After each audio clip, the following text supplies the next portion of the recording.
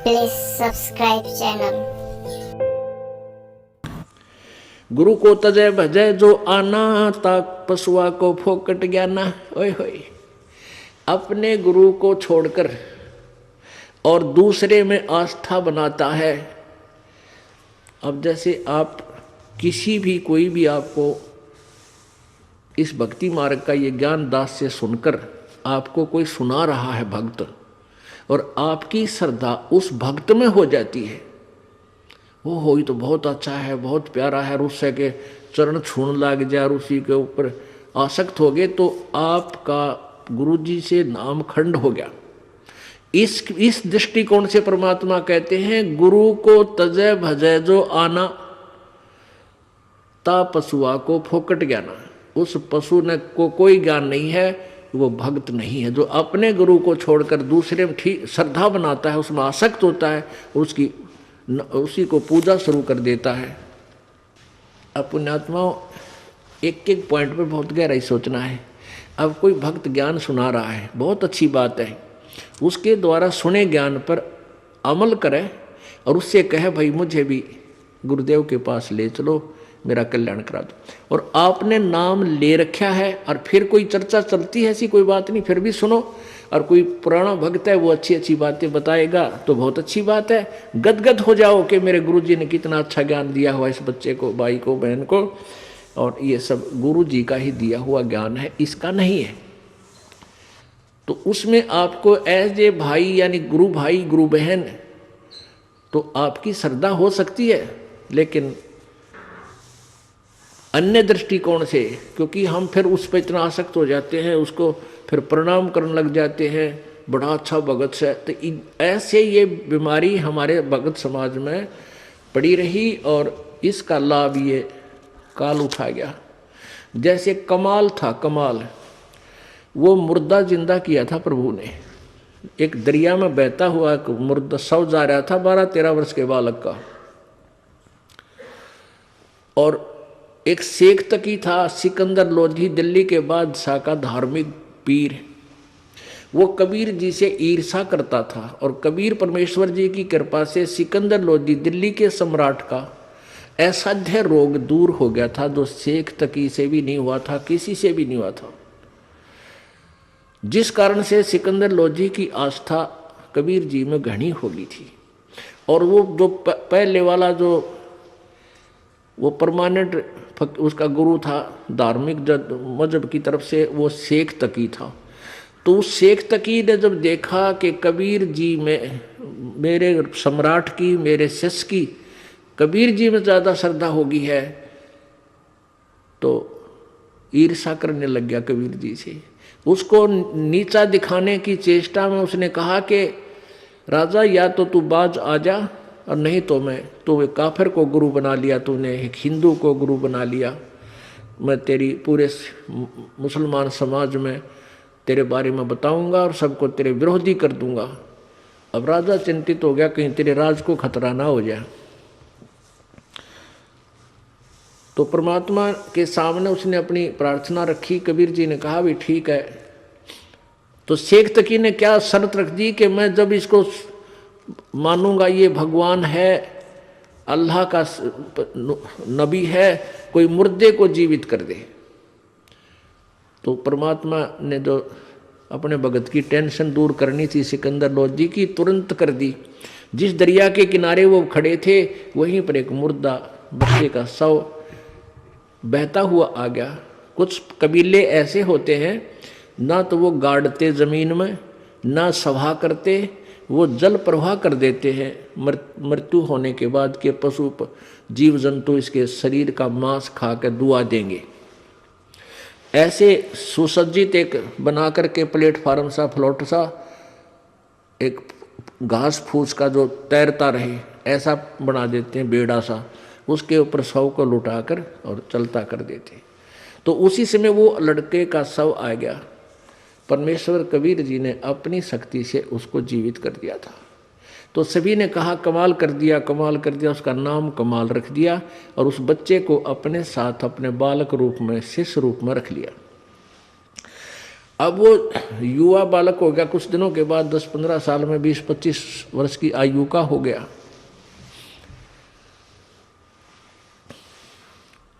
तो वो परमात्मा से ज्ञान सुनकर, कबीर जी का ज्ञान सुनकर वो भी ज्ञान औरों को सुनाने लग गया। जैसे बताते हैं भक्त, आप भी बताते हो और भी बताते हैं। अब जवान लड़का था, अच्छी आवाज़ थी, बढ़िया गला था, परमात्मा की वाणी गा गा के इतने सुरीले ढंग से सुनावे। तो जो परमात्मा कबीर जी के शिष्य थे वो 64 लाख, उनमें से बहुत सारे कमाल जी के ऊपर आसक्त हो गए। ओहो कमाल तो भाई कमाल है, तेरा नाम भी कमाल, तेरा काम भी कमाल, और भाई तो गुरु जी से भी बढ़कर हो गया। ओहो आप तो गुरु जी से भी अच्छी जो है ना ज्ञान सुनाते हो। अब इस बात से वो कमाल फूल गया, वो यानी उसमें अभिमान छा गया। और कबीर जी परमात्मा उसको बार बार धिक्कारते थे, उसको धमकाते थे कि निकम्मे तू अपना कर्म बना ले और प्रभु मत बनाए। लेकिन ये प्रभुता की भूख इतनी बुरी होती है, जीव नरक जाना स्वीकार कर लेगा, प्रभुता छूटे नहीं। कहते हैं राज तजना सहज है, सहज त्रिया का नेह, और मान बढ़ाई ईर्षा दुर्लभ तजनाई। और जब तक ये नहीं तजे जाएंगे इतना भगवान नहीं मिले।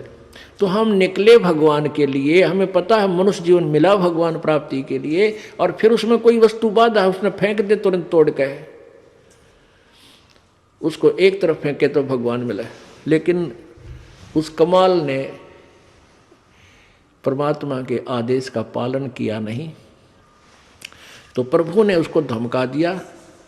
वो वहाँ से निकल कर परमात्मा से रुष्ट होकर, अक्षुब्ध होकर, खिन्न होकर के वहाँ से निकल गया और जाके कहीं दूर देश स्थान पर रहने लगा, जहाँ के वो नालायक भक्त गुरुजी के शिष्य उसको चाहते थे, वहीं चला गया, वहाँ रहने लग गया।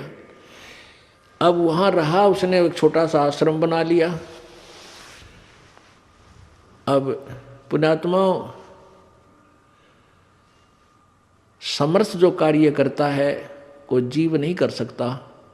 जैसा कल उदाहरण दिया था कि जैसे वायु बहुत लंबी चौड़ी है, बहुत ज़्यादा था है, और उसमें से एक टायर में पंप से हवा भर भी ली, वो टायर ट्यूब में टायर में डालकर ट्रक में डाल दिया, ठीक है वो काफ़ी सहयोगी होगी वह हवा उसको, लेकिन वो तो सीमित है।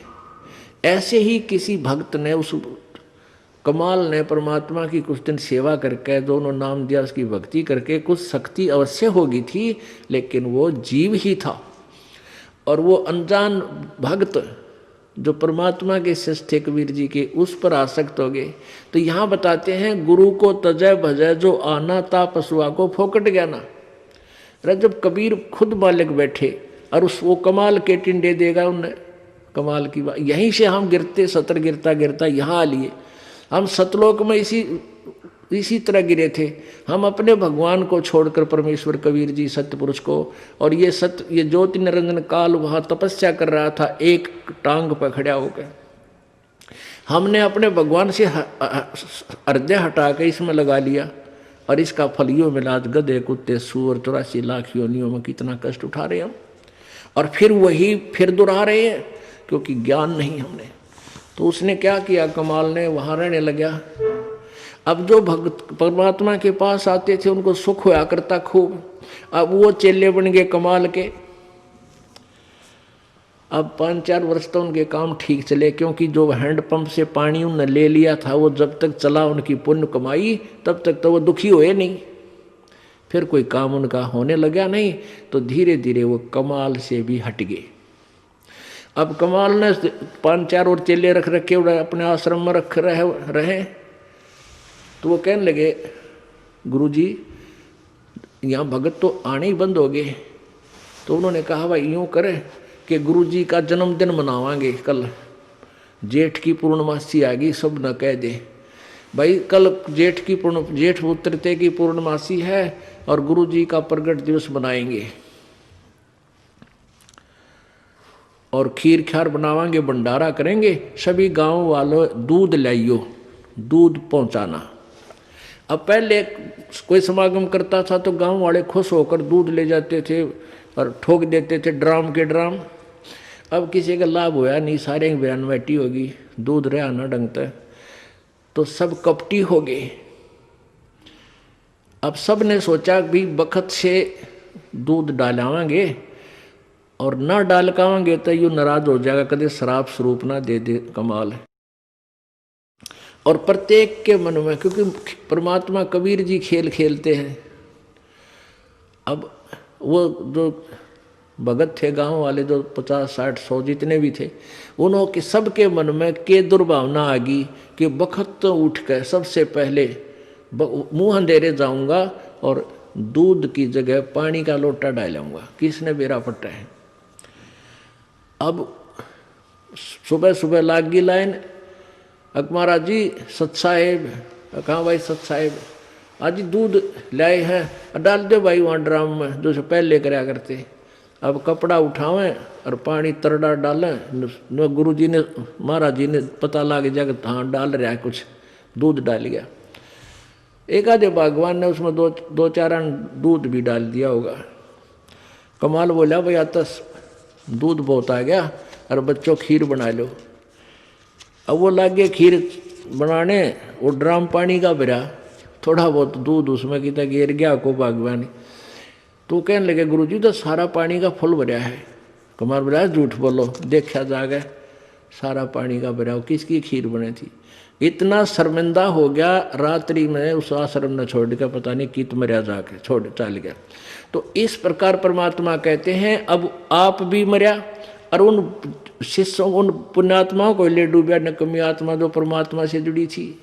गुरु को तजय भजय जो आना, तापसुआ को फोकट ज्ञाना।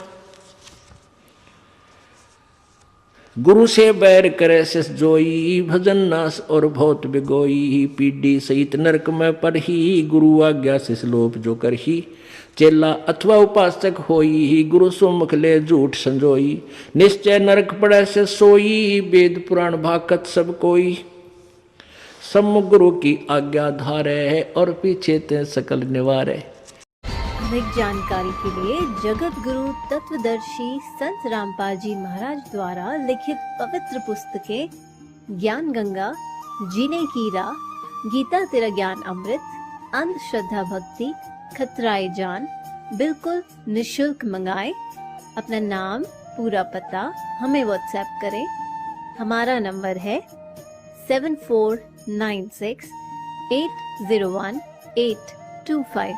जगत गुरु तत्वदर्शी संत रामपाल जी महाराज के मंगल प्रवचन अब प्रतिदिन सुनिए MH1 श्रद्धा टीवी पर दोपहर 2 से 3 बजे, सारथी टीवी पर शाम 6:30 से 7:30 बजे, साधना टीवी पर शाम 7:30 से 8:30 बजे, ईश्वर टीवी पर रात 8:30 से 9:30 बजे।